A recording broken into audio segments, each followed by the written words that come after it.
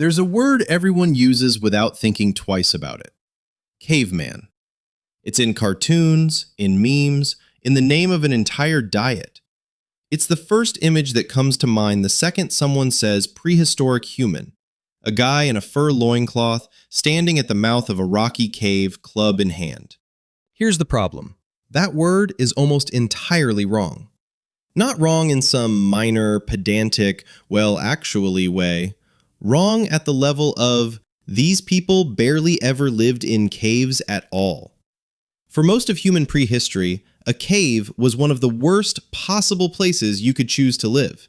And the actual homes people built instead were stranger, more advanced, and frankly, more impressive than anything the word caveman prepares you for. This is the story of where Ice Age humans actually slept, and the surprising, slightly disturbing reasons so many caves stayed empty of daily life while being covered in some of the most sophisticated art our species ever made. Start with the obvious question nobody asks. Why wouldn't you want to live in a cave? Shelter from wind and rain seems obvious enough, but go stand inside a real limestone cave sometime, deep enough that daylight disappears. It's cold, genuinely cold, a steady, damp chill that never really lifts because that section of rock never sees the sun. It's pitch dark past the entrance, meaning every single trip inside meant burning fuel you didn't have much of just to see your own hands. And it was already occupied. Ice Age Europe had cave bears and cave lions, animals that used exactly the same dry, sheltered spaces humans wanted and were not interested in sharing. Moving into a deep cave wasn't cozy. It was picking a fight with the local wildlife for a patch of cold, damp rock. So people did something smarter. Across Europe, Ice Age humans mostly lived at the mouths of shallow rock shelters, wide, low overhangs no more than about 30 meters deep, where daylight still reached, where you could see danger coming, and where a hearth could actually draw smoke out instead of choking everyone inside. And where no natural shelter existed at all, on the open tundra, they didn't wait around for one. They built. Which brings us to a farmer in Ukraine in 1965, digging out his basement, who hit something his shovel had no business hitting. A jawbone. Not a cow's, a mammoth's.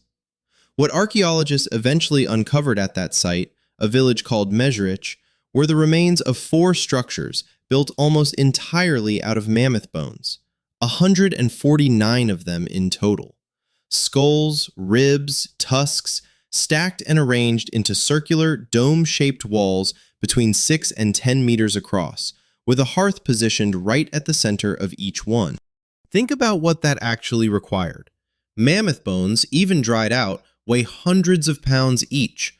Someone had to gather them, sort them by size and shape, and engineer them into a structure that could hold its form and survive one of the harshest winters this planet has produced in the last 100,000 years.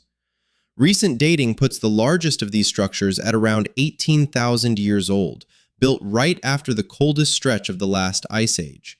This wasn't a shelter of convenience, it was architecture, purpose-built to survive conditions that would kill an unprepared person in hours. And it wasn't just functional. Alongside the bone dwellings, archaeologists found a map carved into a piece of bone, apparently showing the landscape surrounding the settlement. They found amber ornaments, fossil shells carried in from somewhere else entirely, meaning these people had trade networks or made deliberate long journeys to acquire them. And in one structure, a mammoth skull, painted with a deliberate pattern of red ochre dots and lines that researchers believe may have functioned as a drum. People living in a mammoth bone dome in the middle of an Ice Age winter making music. This wasn't an isolated one-off. Similar mammoth bone structures have been found across Ukraine, in Moravia, in southern Poland, a whole tradition of engineered, deliberately built housing stretching across thousands of miles and thousands of years. None of it involved a cave. So if people weren't living in the deep caves, what were all those famous painted caves actually for? Because they're real. Lascaux, Chauvet, dozens of others, packed with some of the most breathtaking art our species has ever produced.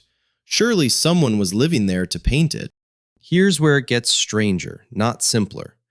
When archaeologists actually excavate the floors of those deep painted galleries, the evidence of daily life is almost entirely missing. No stacked layers of cooking debris, no worn living surfaces, no scattered tools from years of repeated use, the kind of mess you'd expect from a family living in one spot for a season, let alone years. The deep, decorated chambers of these caves are, by almost every measurable standard, empty of domestic life. People visited, they painted, sometimes with extraordinary skill, in spaces that could stretch a kilometer or more into total darkness, navigating by torchlight alone. And then they left. Which is exactly the pattern that shows up in the story about the calendar hidden in cave art. The dots, the lines, the lunar counting system painted next to the animals. That code wasn't scratched onto the wall of somebody's living room. It was placed deep inside spaces that were deliberately kept separate from ordinary daily life. Spaces you had to make an effort and take a real risk to enter. That's not what a home looks like. That's what a temple looks like. Some researchers studying these deep chambers have gone further, pointing out that the passages Ice Age people chose to paint in were often narrow enough and deep enough that oxygen levels measurably dropped the further in you went. Enough, potentially, to trigger mild hypoxia after enough time with torches burning in a sealed space. Whether that was intentional or just an accepted risk of going that deep, it tells you something important. Whatever happened in those chambers mattered enough to justify real physical danger to do it. Nobody takes that kind of risk to reach the room where they keep their firewood. So here's the actual picture once you put it together. Ordinary daily life, sleeping, eating, raising children, making tools, happened in the light. In rock shelters with clear sight lines and breathable air. Or on the open plains where no shelter existed, in structures people built themselves out of whatever the land actually offered them, including the bones of animals the size of a small house. The deep caves, the ones every documentary and every textbook illustration reaches for, were something else entirely. Set apart on purpose, walked into deliberately, used for ritual, for record-keeping, for whatever it meant to stand in absolute darkness and leave a mark that would outlast you by 20,000 years.